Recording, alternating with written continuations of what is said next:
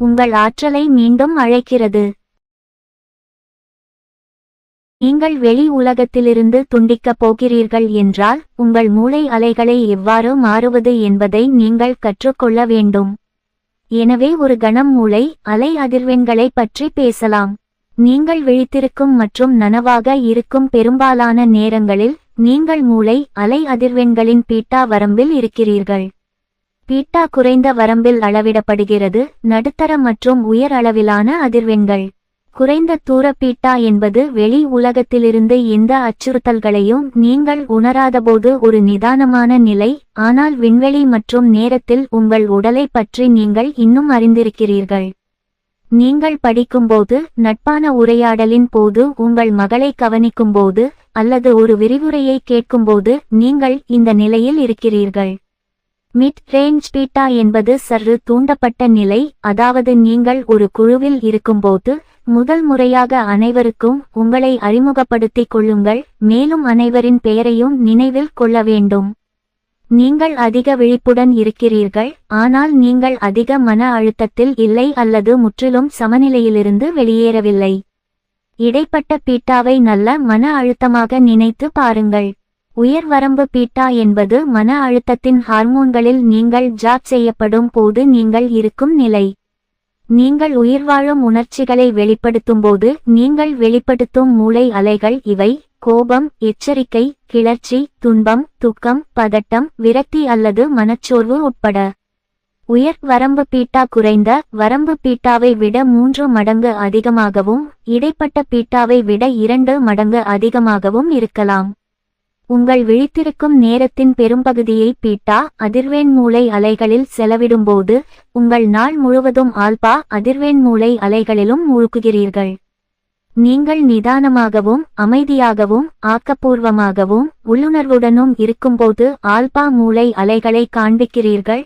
நீங்கள் இனி சிந்திக்கவோ பகுப்பாய்வு செய்யவோ இல்லை, அதற்கு பதிலாக நீங்கள் ஒரு டிரான்ஸ் நிலை போல பகல் கனவு அல்லது கற்பனை செய்கிறீர்கள்.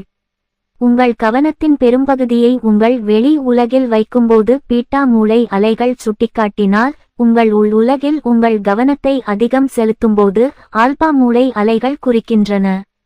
உங்கள் மனம் இன்னும் விழித்திருக்கும்போது தீட்டா அதிர்வெண் மூளை அலைகள் அந்த அந்தி கட்டத்தில் எடுத்துக்கொள்கின்றன, ஆனால் உங்கள் உடல் தூக்கத்திற்கு நகர்கிறது.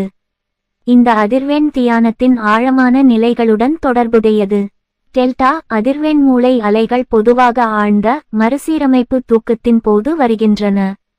இருப்பினும் கடந்த 4 ஆண்டுகளில் நானும் எனது ஆராய்ச்சிக் குழுவும் தியானத்தின் போது மிக ஆழமான டெல்டா மூளை அலைகளுக்கு செல்லக்கூடிய பல மாணவர்களை பதிவு செய்துள்ளோம். அவர்களின் உடல்கள் ஆழ்ந்த தூக்கத்தில் உள்ளன, அவர்கள் கனவு காணவில்லை, ஆனால் அவர்களின் மூளை ஸ்கேன் அவர்களின் மூளை மிக உயர்ந்த ஆற்றல் வீச்சுகளை செயலாக்குகிறது என்பதை காட்டுகிறது. இதன் விளைவாக அவர்கள் ஒற்றுமையின் ஆழமான மாய அனுபவங்களை கொண்டிருப்பதாகவும் பிரபஞ்சத்தில் உள்ள அனைவருடனும் எல்லாவற்றுடனும் இணைந்திருப்பதாக உணர்கிறார்கள். வெவ்வேறு மூளை அலை நிலைகளை ஒப்பிட படம் பார்க்கவும். காமா அதிர்வெண் மூளை அலைகள் நான் ஒரு சூப்பர் கான்ஷியஸ் நிலை என்று அழைப்பதை குறிக்கின்றன. உடலுக்கு வெளியே நடக்கும் ஒரு நிகழ்வுக்கு பதிலாக மூளை ஒரு உள் நிகழ்விலிருந்து. மிகவும் பொதுவான எடுத்துக்காட்டுகளில் ஒன்று, தியானத்தின் போது உங்கள் கண்கள் மூடப்பட்டிருக்கும் போது நீங்கள் உள்ளே செல்லும்போது இந்த உயர் அதிர்வெண் ஆற்றல் ஏற்படுகிறது. காமா மூளை அலைகளை பற்றி பின்னர் அத்தியாயங்களில் மேலும் பேசுவோம். மக்கள் தியானிக்கும்போது அவர்களுக்கு இருக்கும் மிகப்பெரிய சவால்களில் ஒன்று, உயர் வரம்பு மற்றும் இடைப்பட்ட பீட்டாவிலிருந்து வெளியேறி ஆல்பா மற்றும் பின்னர் தீட்டா மூளை அலை அதிர்வெண்களில் நழுவுவது. அவ்வாறு செய்வது மிகவும் முக்கியம், இருப்பினும் அவர்கள் தங்கள் மூளை அலைகளை இந்த மற்ற அதிர்வெண்களுக்கு மெதுவாக்கும்போது அவர்கள் இனி வெளி உலகத்திற்கும் மன அழுத்தத்தில் இருக்கும்போது அவர்கள் சிந்திக்க பழகிய அனைத்து கவனச்சிதறல்களுக்கும் கவனம் செலுத்துவதில்லை. அவர்கள் பகுப்பாய்வு செய்து மூலோபாயம் வகுக்காததால் கடந்த காலத்தின் பயமுறுத்தும் நினைவுகளின் அடிப்படையில் அவர்களின் எதிர்காலத்தில் மிக மோசமான சூழ்நிலைக்கு தயாராக முயற்சிக்கிறார்கள். அவர்கள் நிகழ்காலமாக மாறுவதற்கும் இப்போது மட்டுமே இருப்பதற்கும் வாய்ப்பு உள்ளது. ஒரு தியானத்தின் போது உங்கள் வெளிப்புற சூழலில் உள்ள அனைத்து கூறுகளுடனும் உங்கள் தொடர்பை துண்டித்து உங்கள் உடல், உங்கள் அச்சங்கள் மற்றும் உங்கள் அட்டவணையை தாண்டி உங்கள் பழக்கமான கடந்த காலத்தையும் உங்கள் கணிக்கக்கூடிய எதிர்காலத்தையும் மறந்துவிடுவது அருமையாக இருக்கும் அல்லவா? நீங்கள் அதை சரியாக செய்தால் நீங்கள் நேரத்தின் பாதையை கூட இழக்க நேரிடும். தியானத்தில் உங்கள் தானியங்கி சிந்தனை, உங்கள் உணர்ச்சிகள் மற்றும் உங்கள் பழக்கவழக்கங்களை நீங்கள் கடக்கும்போது அதுதான் நடக்கும். உங்கள் உடல், உங்கள் சூழல் மற்றும் நேரத்திற்கு அப்பால் நீங்கள் செல்கிறீர்கள். உங்கள் கடந்த கால யதார்த்தத்துடன் ஆற்றல்மிக்க பிணைப்புகளை பலவீனப்படுத்தி தற்போதைய தருணத்தில் உங்களை காண்கிறீர்கள். தற்போதைய தருணத்தில் மட்டுமே உங்கள் ஆற்றலை உங்களிடம் திரும்ப அழைக்க முடியும். இதற்கு சில முயற்சிகள் தேவை, இருப்பினும் அது எளிதாகிவிடும். இது சில முயற்சிகளை எடுக்கும். நடைமுறையில் இது எளிதாகிவிடும் என்றாலும், ஏனென்றால் நீங்கள் பெரும்பாலான நேரங்களில் மன அழுத்தத்தின் ஹார்மோன்களால் வாழ்கிறீர்கள். எனவே தியானத்தின் போது நீங்கள் தற்போதைய தருணத்தில் இல்லாதபோது என்ன நடக்கிறது என்பதை பார்ப்போம். எனவே அது எழும்போது அதை எவ்வாறு கையாள்வது என்பது உங்களுக்கு தெரியும். இந்த திறனை புரிந்துகொள்வது முக்கியம், ஏனென்றால் உங்கள் மன அழுத்தங்கள், உங்கள் பிரச்சினைகள் மற்றும் உங்கள் வலி ஆகியவற்றை தாண்டி நீங்கள் செல்ல முடியாவிட்டால் அந்த விஷயங்கள் இல்லாத ஒரு புதிய எதிர்காலத்தை நீங்கள் உருவாக்க முடியாது. எனவே நீங்கள் உங்கள் தியானத்தில் அமர்ந்திருக்கிறீர்கள் என்று சொல்லலாம். உங்களுக்கு சில தவறான எண்ணங்கள் வரத் தொடங்குகின்றன. நீங்கள் அந்த வழியில் சிந்திக்கும் பழக்கத்தில் இருக்கிறீர்கள், ஏனென்றால் நீங்கள் ஒரே மாதிரியாக சிந்தித்து பல ஆண்டுகளாக ஒரே நபர்கள் மற்றும் விஷயங்களில் ஒரே நேரத்தில் மற்றும் இடத்தில் உங்கள் கவனத்தை செலுத்துகிறீர்கள். உங்கள் அதே தனிப்பட்ட யதார்த்தத்துடன் இணைக்கப்பட்ட அதே ஆளுமையை மீண்டும் உறுதிப்படுத்த தினசரி அடிப்படையில் அதே பழக்கமான உணர்வுகளை நீங்கள் தானாகவே தழுவிக்கொள்கிறீர்கள். உங்கள் உடலை கடந்த காலத்திற்கு மீண்டும் மீண்டும் நிபந்தனை செய்கிறீர்கள். இப்போது ஒரே வித்தியாசம் என்னவென்றால், நீங்கள் தியானம் செய்ய முயற்சிப்பதால் உங்கள் கண்கள் மூடியுள்ளன. நீங்கள் கண்களை மூடிக்கொண்டு உட்கார்ந்திருப்பதால் நீங்கள் உங்கள் முதலாளியை உடல் ரீதியாக பார்க்கவில்லை. ஆனால் உங்கள் உடல் அந்த கோபத்தை உணர விரும்புகிறது, ஏனென்றால் ஒவ்வொரு முறையும் உங்கள் விழித்திருக்கும் நாளில் அவளை பார்க்கும்போது, ஒரு நாளைக்கு 50 முறை, வாரத்தில் 5 நாட்கள், நீங்கள் கசப்பு அல்லது ஆக்கிரமிப்பை உணரும் பழக்கத்தில் இருக்கிறீர்கள். இதேபோல் நீங்கள் அவளிடமிருந்து மின்னஞ்சல்களை பெறும்போது, இது ஒரு நாளைக்கு குறைந்தது 10 முறை நடக்கும். நீங்கள் அறியாமலேயே அவளிடம் அதே உணர்ச்சிபூர்வமான எதிர்வினையை கொண்டிருக்கிறீர்கள். எனவே கோபத்திற்கு உங்கள் போதைப்பொருளை மீண்டும் உறுதிப்படுத்த உங்கள் உடல் பழகிவிட்டது. அது அடிமையாகிவிட்ட உணர்ச்சிகளை உணர விரும்புகிறது, மேலும் ஒரு போதைக்கு ஏங்கும் ஒரு அடிமையைப் போல உடல் பழக்கமான இரசாயனங்களுக்கு ஏங்குகிறது. உங்களுக்கு பதவி உயர்வு கிடைக்கவில்லை என்பதற்காக உங்கள் முதலாளி மீது பழக்கமான கோபத்தை உணர விரும்புகிறது, அல்லது நீங்கள் எப்போதும் அவருக்காக மறைக்க விரும்பும் உங்கள் சக ஊழியரை பற்றி தீர்ப்பளிக்க விரும்புகிறது. பின்னர் நீங்கள் உங்களை எரிச்சலூட்டும் மற்ற சக ஊழியர்களை பற்றியும் உங்கள் முதலாளியுடன் வருத்தப்படுவதற்கான பிற காரணங்களை பற்றியும் சிந்திக்கத் தொடங்குவீர்கள். நீங்கள் அங்கே அமர்ந்து தியானம் செய்ய முயற்சிக்கிறீர்கள், ஆனால் உங்கள் உடல் சமையலறை சிங்கை உங்கள் மீது வீசுகிறது. ஏனென்றால் உங்கள் விழித்திருக்கும் நாள் முழுவதும் நீங்கள் பொதுவாக கண்களை திறந்து உணரும் பழக்கமான உணர்ச்சிகளின் வேதியியல் சரிசெய்தலை இது விரும்புகிறது. என்ன நடக்கிறது என்பதை நீங்கள் கவனிக்கும் உடனேயே உங்கள் கவனம் அனைத்தையும் அந்த உணர்ச்சியில் செலுத்துகிறீர்கள். நீங்கள் உங்கள் ஆற்றலை கடந்த காலத்தில் முதலீடு செய்கிறீர்கள் என்பதை நீங்கள் அறிவீர்கள், ஏனென்றால் உணர்ச்சிகள் கடந்த காலத்தின் பதிவுகள். எனவே நீங்கள் நிறுத்தி தற்போதைய தருணத்திற்கு திரும்புகிறீர்கள், உங்கள் கவனத்தையும் ஆற்றலையும் கடந்த காலத்திலிருந்து வெளியேற்றத் தொடங்குகிறீர்கள். ஆனால் சிறிது நேரத்தில் நீங்கள் மீண்டும் விரக்தியையும் கோபத்தையும் மனக்கசப்பையும் உணர ஆரம்பிக்கிறீர்கள். நீங்கள் என்ன செய்கிறீர்கள் என்பதை நீங்கள் உணர்கிறீர்கள். அந்த இரசாயனங்களுக்கு அடிமையாவதை மீண்டும் உறுதிப்படுத்துவதற்காக உங்கள் உடல் அந்த உணர்ச்சிகளை உணர முயற்சிக்கிறது என்பதை நீங்கள் நினைவில் கொள்கிறீர்கள். மேலும் அந்த உணர்ச்சிகள் உங்கள் மூளையை உயர் வரம்பு பீட்டா மூளை அலைகளுக்குள் செலுத்துகின்றன என்பதை நீங்கள் நினைவில் கொள்கிறீர்கள். நீங்கள் நிறுத்துகிறீர்கள்.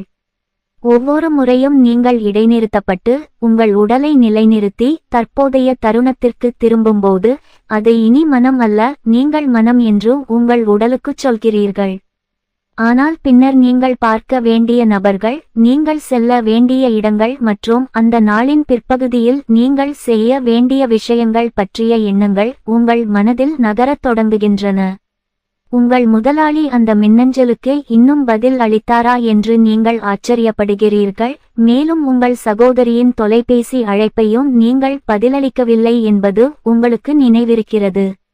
இன்று குப்பை நாள், எனவே நீங்கள் குப்பைகளை வெளியே வைக்க வேண்டும் என்பதை நினைவூட்டுகிறீர்கள். திடீரென்று அந்த எதிர்கால காட்சிகளை எதிர்பார்ப்பதன் மூலம் நீங்கள் உங்கள் கவனத்தையும் உங்கள் ஆற்றலையும் அதே அறியப்பட்ட யதார்த்தத்தில் முதலீடு செய்கிறீர்கள். எனவே நீங்கள் நிறுத்தி தற்போதைய தருணத்திற்கு திரும்பி கணிக்கக்கூடிய அறியப்பட்ட எதிர்காலத்திலிருந்து உங்கள் ஆற்றலை மீண்டும் முதலீடு செய்து உங்கள் வாழ்க்கையில் தெரியாதவற்றுக்கு இடமளிக்கிறீர்கள். படத்தை பாருங்கள். தாராளமான தற்போதைய தருணத்தின் அந்த இனிமையான இடத்தில் நீங்கள் உங்களை கண்டவுடன் உங்கள் ஆற்றல் அம்புகளால் குறிப்பிடப்படுகிறது. இனி உங்களிடமிருந்து கடந்த காலத்திற்கும் எதிர்காலத்திற்கும் செல்லாது என்பதை இது காட்டுகிறது. இப்போது நீங்கள் அந்த பழக்கமான கடந்த காலம் மற்றும் கணிக்கக்கூடிய எதிர்காலத்திலிருந்து உங்கள் ஆற்றலை விலக்குகிறீர்கள்.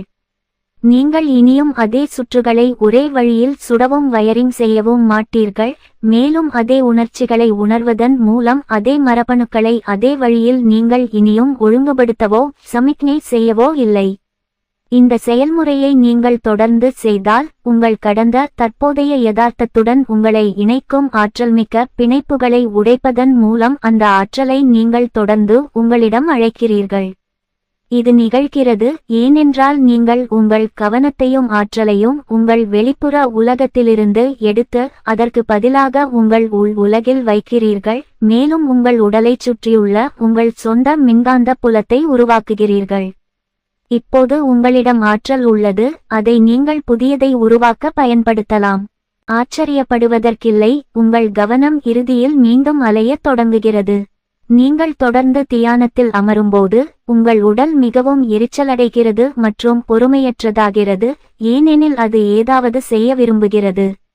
எல்லாவற்றிற்கும் மேலாக ஒவ்வொரு நாளும் எழுந்து அதே வழக்கத்தை பின்பற்ற நீங்கள் அதை நிரல் செய்துள்ளீர்கள்.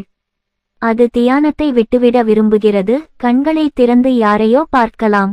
இது தொலைக்காட்சியில் எதையாவது கேட்க விரும்புகிறது அல்லது தொலைபேசியில் யாருடனாவது பேச விரும்புகிறது. எதுவும் செய்யாமல் உட்கார்ந்திருப்பதை விட காலை உணவை சுவைக்க இது விரும்புகிறது. தினமும் காலையில் காபி காய்ச்சும் வாசனையை அது விரும்புகிறது. நாள் தொடங்குவதற்கு முன்பு ஒரு சூடான மழை போன்ற ஒன்றை உணர அது விரும்புகிறது. உடல் ஒரு உணர்ச்சியை தழுவுவதற்காக உடல் யதார்த்தத்தை அதன் புலன்களுடன் அனுபவிக்க விரும்புகிறது, ஆனால் உங்கள் புலன்களுக்கு அப்பாற்பட்ட ஒரு உலகத்திலிருந்து ஒரு யதார்த்தத்தை உருவாக்குவதே உங்கள் குறிக்கோள். இது உங்கள் உடலால் மனம் அல்ல, ஆனால் மனம் என உங்களால் வரையறுக்கப்படுகிறது. எனவே நீங்கள் நிரலை பற்றி அறிந்தவுடன் உங்கள் உடலை தற்போதைய தருணத்தில் குடியேறுகிறீர்கள். உடல் மீண்டும் பழக்கமான கடந்த காலத்திற்கு திரும்ப முயற்சிக்கிறது, ஏனெனில் அது கணிக்கக்கூடிய எதிர்காலத்தில் ஈடுபட விரும்புகிறது, ஆனால் நீங்கள் அதை மீண்டும் குடியேறுகிறீர்கள். ஒவ்வொரு முறையும் நீங்கள் அந்த தானியங்கி பழக்கங்களை கடக்கும்போது உங்கள் விருப்பம் உங்கள் திட்டத்தை விட பெரியதாகிறது. ஒரு நாயை உட்கார பயிற்றுவிப்பது போல ஒவ்வொரு முறையும் உங்கள் உடலை தற்போதைய தருணத்திற்கு மாற்றும்போது உங்கள் உடலை ஒரு புதிய மனதிற்கு மறுசீரமைக்கிறீர்கள். ஒவ்வொரு முறையும் நீங்கள் உங்கள் திட்டத்தை பற்றி அறிந்து தற்போதைய தருணத்திற்காக நீங்கள் உழைக்கும்போது உங்கள் விருப்பம் உங்கள் திட்டத்தை விட பெரியது என்று கூறுகிறீர்கள். நீங்கள் உங்கள் கவனத்தை, எனவே உங்கள் ஆற்றலை தற்போதைய தருணத்திற்கு திருப்பிக் கொண்டே இருந்தால், நீங்கள் இருக்கும்போது நீங்கள் இல்லாதபோது கவனித்து கொண்டே இருந்தால் விரைவில் அல்லது பின்னர் உங்கள் உடல் சரணடைய போகிறது. ஒவ்வொரு முறையும் நீங்கள் அதை இழந்துவிட்டீர்கள் என்பதை நீங்கள் உணரும்போது தற்போதைய தருணத்திற்கு தொடர்ந்து திரும்பும் இந்த செயல்முறைதான் உங்களுக்கு பழக்கமான அறியப்பட்ட யதார்த்தத்துடன் ஆற்றல்மிக்க பிணைப்புகளை உடைக்கத் தொடங்குகிறது. நீங்கள் தற்போதைய தருணத்திற்கு திரும்பும்போது நீங்கள் உண்மையில் என்ன செய்கிறீர்கள் என்பது உங்கள் உடல் உலக அடையாளத்தை தாண்டி குவாண்டம் துறையில் வெளிப்படுகிறது. அடுத்த அத்தியாயத்தில் நான் விரிவாக விளக்கும் ஒரு கருத்து. ஒவ்வொரு போரிலும் கடினமான பகுதி கடைசி போர். அதாவது மனமாக உங்கள் உடல் கொந்தளிக்கும்போது நீங்கள் மேற்கொண்டு செல்ல முடியாது என்று நினைக்க வைக்கும்போது நீங்கள் நிறுத்தி புலன்களின் உலகத்திற்கு திரும்ப விரும்புகிறீர்கள். நீங்கள் விடாமுயற்சியுடன் இருக்கிறீர்கள். நீங்கள் உண்மையிலேயே தெரியாதவற்றில் அடியெடுத்து வைக்கிறீர்கள். விரைவில் அல்லது பின்னர் உங்களுக்குள் இருக்கும் உணர்ச்சி போதையை உடைக்கத் தொடங்குவீர்கள்.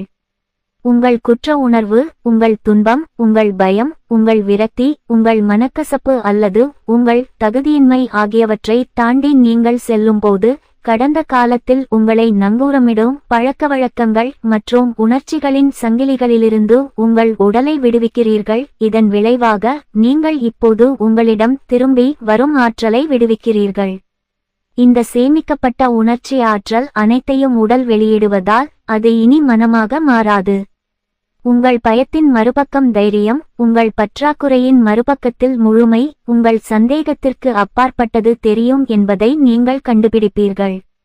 நீங்கள் தெரியாத இடத்திற்குள் நுழைந்து உங்கள் கோபம் அல்லது வெறுப்பை சரணடையும் போது நீங்கள் அன்பையும் இரக்கத்தையும் கண்டுபிடிப்பீர்கள். அதே எனர்ஜி தான் இது உடலில் சேமிக்கப்பட்டுள்ளது. இப்போது ஒரு புதிய விதியை வடிவமைக்க நீங்கள் பயன்படுத்த இது கிடைக்கிறது. எனவே நீங்கள் உங்களை வெல்ல கற்றுக்கொள்ளும்போது அல்லது உங்களை பற்றிய மற்றும் உங்கள் வாழ்க்கையின் நினைவகம் ஒவ்வொரு விஷயத்துடனும் ஒவ்வொரு நபருடனும் நீங்கள் வைத்திருக்கும் பிணைப்புகளை உடைக்கிறீர்கள். ஒவ்வொரு இடமும் ஒவ்வொரு முறையும் அது உங்கள் கடந்த கால யதார்த்தத்துடன் உங்களை இணைக்கிறது. நீங்கள் இறுதியாக உங்கள் கோபம் அல்லது உங்கள் விரக்தியை வெல்லும்போது கடந்த காலத்தில் சிக்கிய ஆற்றலை நீங்கள் விடுவிக்கும்போது அந்த ஆற்றலை உங்களிடம் திரும்ப அழைக்கிறீர்கள். அந்த உயிர்வாழும் உணர்ச்சிகளில் பிணைக்கப்பட்டுள்ள அந்த படைப்பு ஆற்றல் அனைத்தையும் நீங்கள் விடுவிக்கும்போது உங்களுக்குள்ளும் உங்களைச் சுற்றியும் உங்கள் உடலைச் சுற்றி உங்கள் சொந்த ஆற்றல் புலத்தை உருவாக்குகிறீர்கள். எங்கள் மேம்பட்ட பட்டறைகளில் ஆற்றலை திரும்ப அழைப்பதன் இந்த விளைவை நாங்கள் உண்மையில் அளவிட்டுள்ளோம். கான்ஸ்டான்டின் கோரோட்கோ பி.எச்.டி. உருவாக்கிய சிறப்பாக வடிவமைக்கப்பட்ட சென்சார் ஸ்புட்னிக் ஆண்டெனா என அழைக்கப்படுகிறது. கொண்ட வாயு வெளியேற்ற காட்சிப்படுத்தல் ஜி.டி.வி. இயந்திரம் எனப்படும் மிகவும் உணர்திறன் வாய்ந்த உபகரணங்களை பயன்படுத்தும் நிபுணர்கள் எங்களிடம் உள்ளனர். இது பட்டறை முன்னேறும்போது ஆற்றல் எவ்வாறு மாறுகிறது என்பதை காண பட்டறை மாநாட்டு இடங்களில் சுற்றுப்புற மின்காந்த புலத்தை அளவிடுகிறது. எங்கள் மேம்பட்ட பட்டறைகள் சிலவற்றின் முதல் முழு நாளில் சில நேரங்களில் அறையில் ஆற்றல் வீழ்ச்சியடைவதை காண்கிறோம். ஏனென்றால் நாம் தியானம் செய்யத் தொடங்கிவிட்டால் அந்த மாணவர்கள் தங்களுக்கு தெரிந்த யதார்த்தத்தில் அனைவருடனும் எல்லாவற்றுடனும் உள்ள ஆற்றல்மிக்க பிணைப்புகளை உடைப்பதன் மூலம் தங்களை தாங்களே சமாளிக்க வேண்டும். அவர்கள் தங்களுக்கு தேவையான ஆற்றலை மீண்டும் அழைக்கிறார்கள். அவர்கள் பெரிய புலத்திலிருந்து ஆற்றலை பெறுகிறார்கள். மேலும் பங்கேற்பாளர்கள் தங்கள் சொந்த உடல்களை சுற்றி தங்கள் தனிப்பட்ட ஆற்றல் புலத்தை உருவாக்கத் தொடங்கும்போது அறையில் உள்ள புலம் குறையக்கூடும். இப்போது ஒரு புதிய விதியை வடிவமைக்க பயன்படுத்த அவர்களுக்கு ஆற்றல் கிடைக்கிறது. நிச்சயமாக எங்கள் முழு குழுவும் முதல் நாள் தங்களை தாண்டி செல்லும்போது அவர்கள் இறுதியாக தங்கள் சொந்த ஒளி புலத்தை உருவாக்குகிறார்கள். மேலும் ஒவ்வொரு நாளும் அவர்களின் ஆற்றல் விரிவடைந்து கொண்டே இருப்பதால் அவர்கள் அறையில் உள்ள ஆற்றலுக்கு பங்களிக்கத் தொடங்குகிறார்கள். இதன் விளைவாக அறையில் ஆற்றல் அதிகரிப்பதை நாம் இறுதியாக காண்கிறோம். இது சில நேரங்களில் எப்படி இருக்கும் என்பதை பார்க்க வண்ணச்செருகலில் கிராபிக்ஸ் 1A மற்றும் 1B ஆகியவற்றை கண்டறியவும். வெற்றிகரமான தியானத்திற்கான வாய்ப்புகளை அதிகரிப்பதற்கான ஒரு வழி உங்களுக்கு போதுமான நேரம் கொடுப்பது. எனவே அனுபவத்தின் மூலம் விரைந்து செல்ல முயற்சிப்பதன் மூலம் நீங்கள் திசைதிருப்பப்படக்கூடாது. உதாரணமாக, நான் தியானம் செய்யும்போது 2 மணி நேரம் அனுமதிக்கிறேன். ஒவ்வொரு முறையும் நான் 2 மணி நேரம் எடுக்க வேண்டியதில்லை. ஆனால் எனக்கு 1 மணி நேரம் மட்டுமே இருந்தால் போதுமான நேரம் இல்லை என்று நானே சொல்லப் போகிறேன் என்பதை உணரும் அளவுக்கு இப்போது என்னை நான் நன்கு அறிவேன். எனக்கு 2 மணி நேரம் இருந்தால் மறுபுறம் தற்போதைய தருணத்தை கண்டுபிடிக்க எனக்கு நிறைய நேரம் இருப்பதை அறிந்து நான் ஓய்வெடுக்க முடியும். சில நாட்களில் நான் தற்போதைய தருணத்தின் இனிமையான இடத்தை மிக விரைவாக காண்கிறேன். மற்ற நாட்களில் என் மூளையையும் உடலையும் மீண்டும் நிகழ்காலத்திற்கு கொண்டு வர 1 மணி நேரம் வேலை செய்ய வேண்டும். நான் மிகவும் பிஸியான நபர். சில நாட்களில் நான் பட்டறைகள் அல்லது நிகழ்வுகளுக்கு இடையில் 3 நாட்கள் வீட்டிற்கு வந்தவுடன் காலையில் எழுந்தவுடன் வெவ்வேறு ஊழியர்களுடன் அன்றைய தினம் நான் திட்டமிட்டிருந்த 3 கூட்டங்களை பற்றி உடனடியாக நினைத்து பார்ப்பேன். நான் பேச வேண்டியதை பற்றி மனதளவில் ஒத்திகை பார்ப்பேன். அப்புறம் அந்த மீட்டிங்குக்கு போறதுக்கு முன்னாடி என்னென்ன மெயில்களை யோசிக்கிறேன். அன்று மதியம் நான் பிடிக்க வேண்டிய விமானத்தை பற்றி யோசிக்கிறேன். விமான நிலையத்திற்கு செல்லும் வழியில் நான் செய்ய வேண்டிய தொலைபேசி அழைப்புகளை பற்றி மனதில் குறித்துக் கொள்கிறேன். உங்களுக்கு யோசனை கிடைக்கும். அது நடக்கும்போது நான் பார்க்க வேண்டிய அதே நபர்களை பற்றி நான் சிந்திக்கிறேன். நான் செல்ல வேண்டிய அதே இடங்கள், நான் செய்ய வேண்டிய அதே விஷயங்கள், ஒரே நேரத்தில் எனக்கு தெரிந்த பழக்கமான யதார்த்தத்தில் எதிர்காலம் ஏற்கனவே நடந்ததைப் போல தோற்றமளிக்க என் மூளையையும் உடலையும் நான் முதன்மைப்படுத்துகிறேன் என்பதை உணர்கிறேன். என் கவனம் அறியப்பட்ட எதிர்காலத்தில் இருப்பதை நான் உணர்கிறேன். தெரிந்ததை எதிர்பார்ப்பதை நிறுத்திவிட்டு தற்போதைய தருணத்திற்கு திரும்புகிறேன். நான் அதை செய்யும்போது அந்த நரம்பியல் இணைப்புகளை அவிழ்க்கத் தொடங்குகிறேன். அப்போது நான் கொஞ்சம் உணர்ச்சிவசப்பட்டு பொறுமையிழந்து நேற்று நடந்த ஒரு விஷயத்தை நினைத்து கொஞ்சம் விரக்தியடைவேன். உணர்ச்சிகள் கடந்த காலத்தின் பதிவு என்பதாலும் எனது ஆற்றலை நான் இங்கு வைக்கிறேன் என்பதிலும்தான் நான் கவனம் செலுத்துகிறேன் என்பதாலும் நான் எனது ஆற்றலை கடந்த காலத்தில் முதலீடு செய்கிறேன் என்பதை நான் அறிவேன். அப்புறம் மன அழுத்தத்தின் ஹார்மோன்கள் என் மூளையை தூண்டிவிடும். என்னோட உடம்பு ஹை ரேஞ்ச் பீட்டா மூளை அலைகள்ல கொஞ்சம் சுடப்படுது. நான் அதை மறுபடியும் நிகழ்காலத்துல குடியேறணும். நான் அதை செய்யும்போது நான் இனி என் மூளையில் அதே சுற்றுகளை சுடவோ வயரிங் செய்யவோ மாட்டேன். மேலும் கடந்த காலத்திலிருந்து எனது ஆற்றலை முதலீடு செய்கிறேன். அதே பழக்கமான உணர்வுகளுடன் இணைக்கப்பட்ட அதே எண்ணங்களை பற்றி நான் அறிந்திருந்தால் நான் அதே வழியில் உணருவதை தடுக்கும்போது நான் இனி என் உடலை கடந்த காலத்திற்கு நிபந்தனை செய்யவில்லை. அதே மரபணுக்களை அதே வழிகளில் நான் இனி சமிக்ஞை செய்யவில்லை. உணர்ச்சிகள் சுற்றுச்சூழலில் அனுபவங்களின் இறுதி தயாரிப்புகள் என்றால் அது மரபணுவை சமிக்ஞை செய்யும் சூழல் என்றால் அதே உணர்ச்சிகளை நான் உணருவதை நிறுத்தும்போது அதே மரபணுக்களை அதே வழிகளில் தேர்ந்தெடுத்து அறிவுறுத்துகிறேன். இது என் உடலின் ஆரோக்கியத்தை பாதிப்பது மட்டுமல்லாமல் கடந்த காலத்தில் வாழ்வதன் அடிப்படையில் அதே எதிர்காலத்தில் இருக்க என் உடலை இனி முதன்மைப்படுத்தாது. எனவே அந்த பழக்கமான உணர்வுகளை நான் தடுக்கும்போது என் உடலின் மரபணு திட்டத்தை மாற்றுகிறேன். நீண்டகால மன அழுத்தத்தின் ஹார்மோன்கள் ஆரோக்கியமான மரபணுக்களின் வெளிப்பாட்டை குறைத்து நோயை உருவாக்குவதால் ஒவ்வொரு முறையும் மன அழுத்தத்துடன் தொடர்புடைய அந்த உணர்ச்சிகளில் ஏதேனும் ஒன்றை நான் உணரும்போது நான் நிறுத்த முடியும். மன அழுத்தத்தின் உணர்ச்சிகளுக்கு அடிமையாக இருக்க என் உடலை நான் இனி நிபந்தனை செய்யவில்லை. நான் அதை சரியாகச் செய்தால் எனக்கு தெரிந்த கடந்த காலம் மற்றும் எதிர்காலம் பற்றிய எனது பழக்கமான எண்ணங்களையும் உணர்ச்சிகளையும் கடந்து ஆற்றல், நரம்பியல் ரீதியாக, உயிரியல் ரீதியாக, வேதியியல் ரீதியாகவும், ஹார்மோன் ரீதியாகவும், மரபணு ரீதியாகவும் கணிக்கக்கூடிய எதிர்காலம், அத்துடன் நான் அதை உறுதிப்படுத்த பயன்படுத்திய பழக்கமான கடந்த காலம் இனி இல்லை. நான் இனி துப்பாக்கிச் சூடு நடத்தவில்லை என்றால், அதே பழைய நரம்பியல் நெட்வொர்க்குகளை இனி வயரிங் செய்யவில்லை என்றால், சில நேரங்களிலும் இடங்களிலும் மக்கள் அல்லது விஷயங்களின் நினைவுகளை பற்றி இனி சிந்திக்க மாட்டேன். நான் தற்போதைய தருணத்திற்கு திரும்பிக் கொண்டே இருக்கிறேன். நான் ஆற்றலை என்னிடம் திரும்ப அழைக்கிறேன்.